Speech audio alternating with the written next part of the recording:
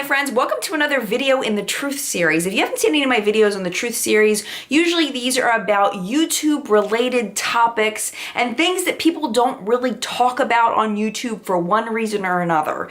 This one, I don't know why people don't talk about it more. I guess maybe because people aren't really sure what to say in videos like this, but I've got some great tips for you if you have a YouTube channel on how you can improve your YouTube channel without spending any money at all. The first thing that I want to talk to you about is camera angle. Now, camera angle, if you've done film and things, which I haven't done a whole lot of, but I had a friend, thankfully enough, who was into film, who helps me early on to talk about the rule of thirds. And the way the rule of thirds works is that imagine the screen being slotted into 9 boxes, okay? So you've got your bottom third, you've got your middle third, and then you've got your top third, okay? So your top third is like from here up. Your eye should be at the top third. Your eye should be right about here. Now, I tend to err on the side of chopping the top of my head off versus being down here. Let me show you the difference.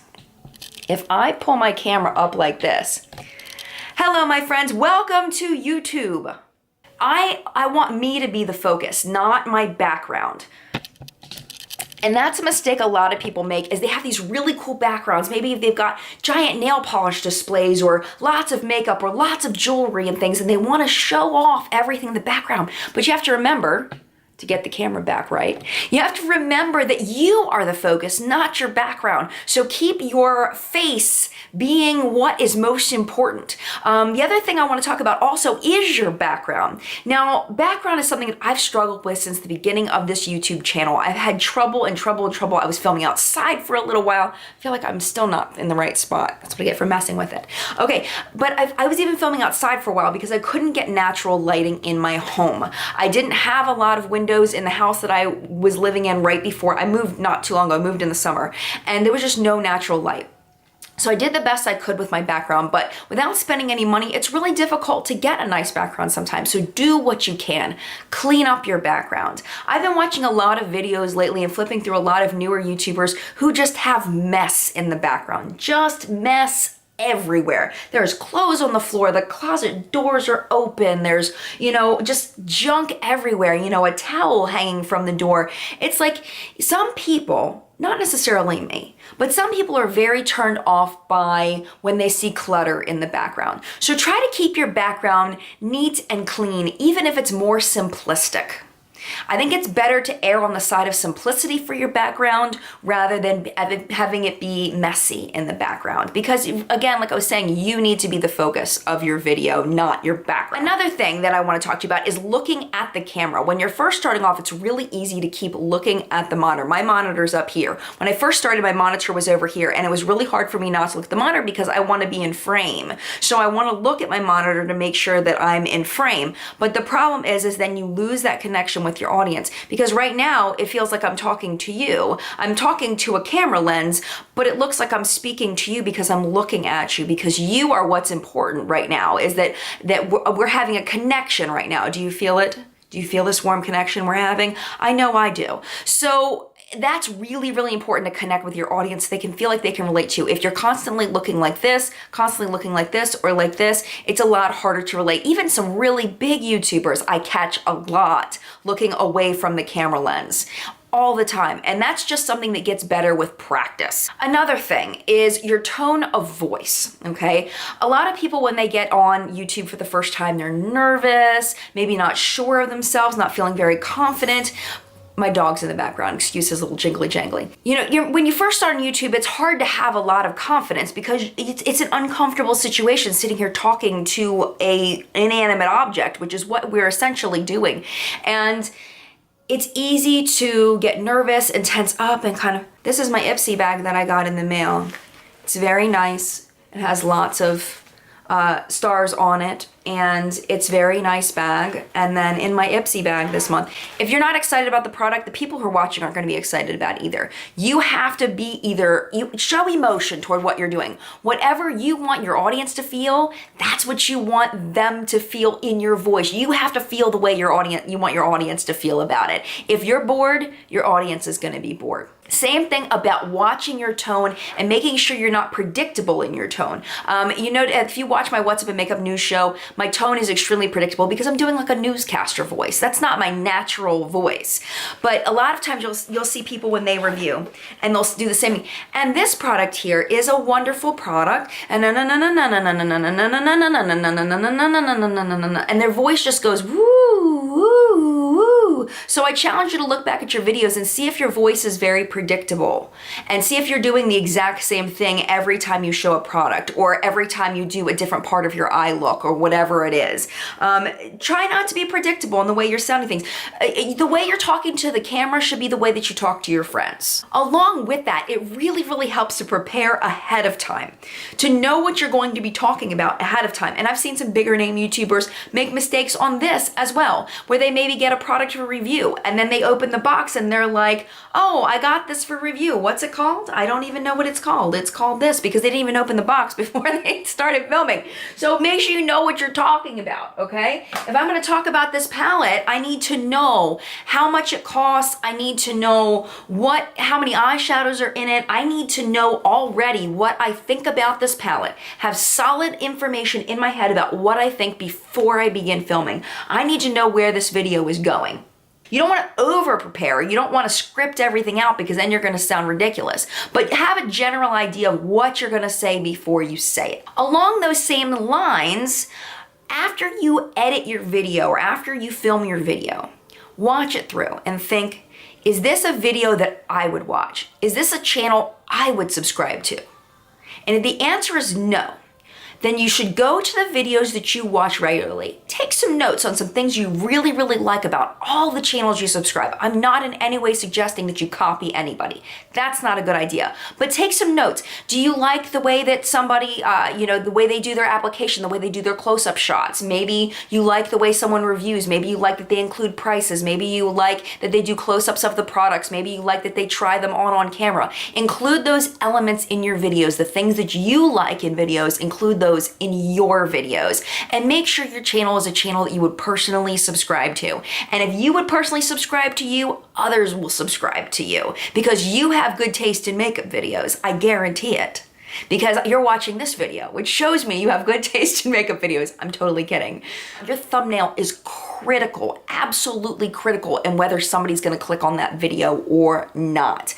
One way to get excellent thumbnails, and I'm not sponsored, hashtag not sponsored, PicMonkey.com is wonderful. It is like Photoshop, but for people that don't know how to Photoshop, like me. There is a paid version that you can buy, but that's not 100% necessary. I definitely recommend you try it out without paying first and decide if it's something you like. Like, for example, in all of my thumbnails, I Photoshop out my wrinkles. The tool is called Wrinkle Remover, and you literally you click Wrinkle Remover and you brush it over your wrinkles, and your wrinkles are magically gone. Mind blown. The other thing it can do, it can help you with your lighting. You can do auto adjusting for your lighting. You can lighten your image. You can darken it a bit if you tend to be blown out. You can insert text, but the basics are 100% free, and that's really plenty. That's really all you need are the basics. Another one that you might not have thought of is your upload time. The time that you upload your video is actually very, very important to who watches your videos, because when you upload your video, that is when your video is sent to your subscribers. And if you want the biggest bang for your buck, you want to send that video out when most of your subscribers are online and watching. And the trick to how you figured this out is you look at your videos you've put up recently and see if there's any spikes in times when people are watching your videos. So for me, it's 10 a.m. 10 a.m. for whatever reason is my magic time for uploading. I'll see a spike at 10 a.m. when I upload. The next day I'll see another spike at 10 a.m. and then the third day I'll see another small spike at 10 a.m. If you're uploading your videos at 10 o'clock at night, 11 o'clock at night, midnight, you're missing out on a lot of your subscribers, because by the time they get to their watch time, you have 15 videos ahead of you that they might choose to watch before they even see you uploaded a video. So definitely check out your YouTube analytics and look and see your live watch time or your watch time on your most recent videos, and look and see if you have any spikes of when people are watching your videos. Another thing that can make a huge difference in getting views on a video is to make your videos about searchable topics, things that people are searching for and interested in. And I can tell you that the videos that I have made that are searchable, that are ones that people are looking for, live on forever. Because just because you uploaded it 2 years ago doesn't mean you can't still get views on it. Doesn't mean you can't make money off of it. My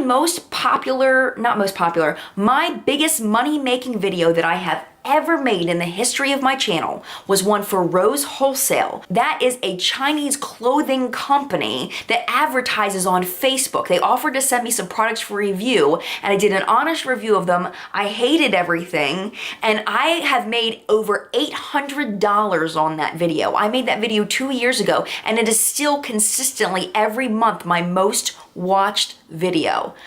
Blowing your mind, right? Because people are searching for reviews on Rose Wholesale because they see an advertisement on Facebook, they want to know about it, and no one wants to give them the time of day, because chances are the products are not going to be very good, because the reputation of Chinese clothing companies is not very good. But people are still curious about it, and no one makes videos on it. And I happened to, when I was starting out my channel, I was just starting to get things free for promotion for different companies, happened to accept the offer from Rose Wholesale. They were the first Chinese company to offer me products for review, and I took it. And I'm so thankful, because $800 later, I'm like, thank you, Rose Wholesale, for sending me these junk products, because it's still my most popular video. Another really popular video that I did a very long time ago was my The Balm brand review, because The Balm is not one that people tend to own a ton of products from. I happen to love The Balm. I'm a collector of The Balm products. So when I did that video, I had a ton of products to talk about, and it's very, very searchable. So that video continues to live on, and I've made hundreds and hundreds of dollars off of that video because people are searching for it and watching it for many years over time. It continues to earn money, and it's typically in my top 5 most earned videos in a month. Pretty crazy, right? So definitely find those topics that you think people are going to be searching for. Don't just it's great to do subscription box openings, but how long really is somebody going to watch your December subscription box opening? Not very. How long is anybody really going to be looking at that Maybelline mascara that's brand new? Not very long. But if you can get together, an e.l.f. brand review, okay, of all your e.l.f. products that you own. Or if you can get together and do a celebrity tutorial on a celebrity that's really, really popular. Some people search for those things. So do those Pinterest tests. Those things are hugely popular right now, and hardly anybody does them. Make videos on things people are going to search for. All right, done with that topic. The last tip that I have for you is using a website called socialblade.com. Hashtag not sponsored once again. I check my Social Blade at least every other day. And their Social Blade has a lot of really cool features. They have an app, and I'm gonna go ahead and pull the app up for you so that you can see what I do, okay? So here is the app. They have their news on there. The news doesn't really matter. What you wanna do is you wanna search for yourself. So I'm gonna type in Jen Loves Reviews. And you have to have like 5 subscribers or something like that for this to even work. So I'm gonna go and search my username. And there's my username, okay? I can see what my grade is. If you are a C, that means you're pretty much like most people on Social Blade. Most people on Social Blade are some kind of C. A C, a C minus, a C plus, okay? It tells you how many subscribers you have, how many video views you have, and then it tells you about your growth of your channel. So right now, last month I was way down in my growth, way down. This month I'm up. So sub growth is 57%, view growth is 23%. It tells you your estimated earnings, okay? And if this is an awesome snooping tool as well. If you want to snoop on your favorite YouTubers and you want to know how much they're making and how well they're doing on YouTube, this is a fantastic snooping tool. So if you're like that, go for it. I know I snoop on people. You can't help it. I mean, I want to know how I'm doing compared to other people, which is very dangerous to do, but I get very curious. So it says I make between $97 and $1,000 per month. What I found is what I make is about half of whatever that top number is, because right now I'm making about $500 a month. So about half of that number. So it says up to $14,000 a year. I make about half of that, which is about $7,000 a year. Okay. It also tells me my average video views, my average number of subscribers. And then what's really cool is this one right here is monthly. So what you can do is you can look and see how many subscribers you've gotten every day and also how many views you get every day. It'll also tell you at the bottom on the Social Blade website, it'll tell you your average number of views per day and your average number of subscribers per day. So this is very, very interesting. Like I got a spike here, 135 and 166 subscribers on 2 days. That was when Tati of Glam Life Guru released her video about the contest for her to go hang out with her in California. Well, a lot of people found my channel thanks to subscribers of mine nominating me for the contest. So I had spikes in my subscribers, and I can see that. I also had a spike in video views that day, that people were not only coming from Tati's channel and subscribing, but they were also coming over and watching my videos, which is super, super cool. And then you also have an easy link to your most recent videos. Now, another thing you can do on the Social Blade website, which is super cool, but very, very dangerous, is comparing yourself to other people. So one person I compare myself a lot to is Cassie from Thrifthick, who is one of my great friends on YouTube. I've never told her this, but I've always had a mental competition with her. Her and Victoria Donelda. We've always kind of been neck and neck. Cassie's kicking my butt right now. It's so fun to watch her growth. I mean, she's just kicking it right now, and it makes me cheer for her. I'm just so excited. But you can actually graph your growth against somebody of a similar channel of yours and see how you're doing in comparison with them, which is kind of cool. You can also check and see your growth over time, so you can see whether you are getting more subscribers than you were last year. You can look and see if you're getting more views than you were last year. You can see what your trajectory is. If you continue to grow at this pace, where will you be in 2 years? Where will you be in 5 years? Where will you be in a month?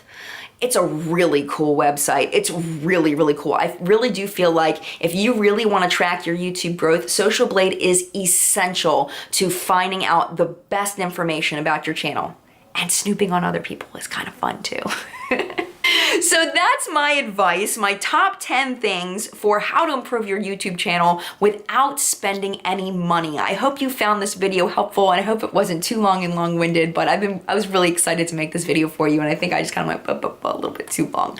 But hopefully you enjoyed it. If you did, definitely make sure you subscribe for more videos. And thank you so much for watching. Mad love, and I'll see you in the next video. Bye!